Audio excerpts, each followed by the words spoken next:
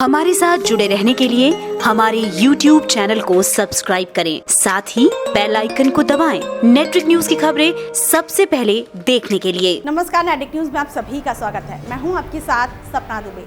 लोकसभा चुनाव 2019 में जहां उत्तर प्रदेश राजनीति के समीकरण को बनाने और बिगाड़ने का एक अलग महत्व रखता है, वहीं इन दिनों उत्तर प्रदेश में जात पात को लेकर राजनीति हो रही है। वैसे ये कोई पहली बार नहीं है जब राजनीति में नेता अपनी जीत के लिए किसी भी हद तक जाते थे और वो भी जाति की राजनीति करने से पीछे नहीं हटते थे।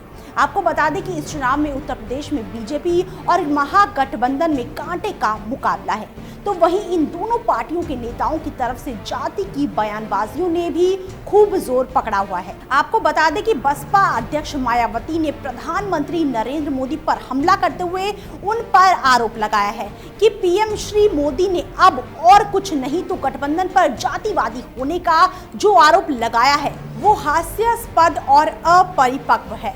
जातिवाद के अभिशाप से पीड़ित लोग जातिवादी कैसे हो सकते हैं?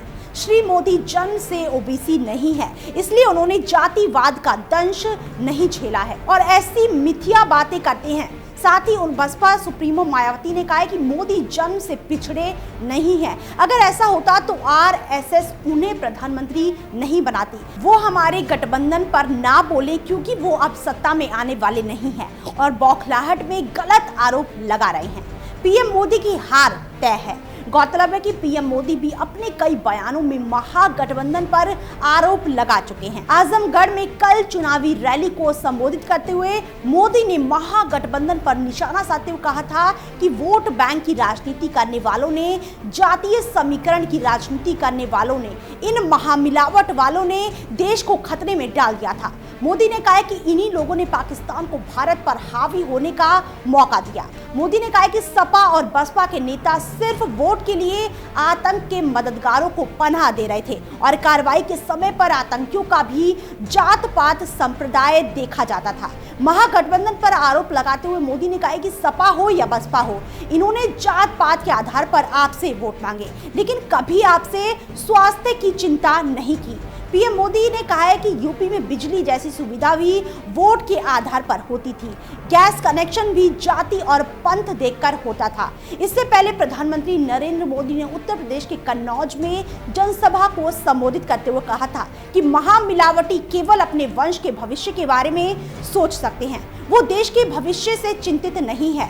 बहन जी खुशी से समाजवादी पार्टी के लिए वोट मांग रही हैं, सिर्फ सत्ता के लिए, मोदी को हराने के लिए। इसके बाद प्रधानमंत्री नरेंद्र मोदी ने मायावती पर निशाना साधते हुए कहा कि मेरी जाति तो इतनी छोटी है, गांव में एक आध घर भी नहीं होता था, मैं तो पिछड़ा नहीं अति पिछड़ा में पैदा हुआ हूँ। आप मेरे मुंह से बुलवा रही हो इसलिए बोल रहा हूँ। जब मेरा देश पिछड़ा है तो अगड़ा क्या होता है? मुझे तो पूरे देश को अगड़ा बनाना है। दरअसल मोदी ने ये बयान मायावती द्वारा मैनपुरी में दिए गए बयान पर पलटवार करते हुए दिया था। बता दें कि मायावती ने मैनपुरी में एक चुनावी सभा को संबोधित करते हुए कहा था कि मुलायम सिंह यादव असली जनजात पिछड़े वर्ग के हैं और मोदी पर तंज कसते हुए कहा था कि नरेंद्र मोदी के बारे में ये बात सबको पता है कि इन्होंने गुजरात में अपनी सरकार के समय सत्ता का दुरुपयोग करके अपनी अगड़ी उच्च जाति को पिछड़े वर्ग का घोषित कर लिया। उन्होंने पिछले आम चुनावों में इसका लाभ उठाया और प्रधानमंत्री बन गए। प्रधानमंत्री मोदी झूठ बोल रहे हैं कि वो पिछड़ी जाति के हैं। वहीं उत्तर प्रदेश के हरदोई में एक रैली को संबोधित करने के दौरान भी मोदी ने कहा था कि गठबंधन एक अवसरवादी पार्टी है।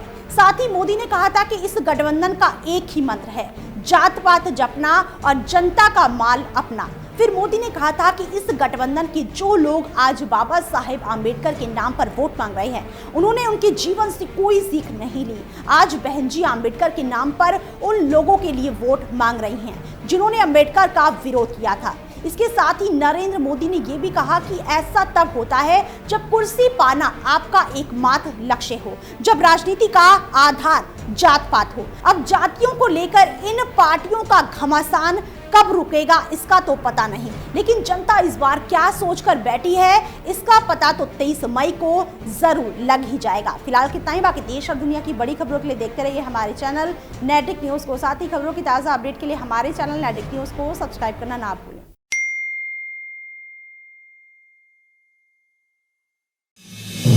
आप देख रहे हैं नेट्रिक न्यूज, साहस सच कहने का।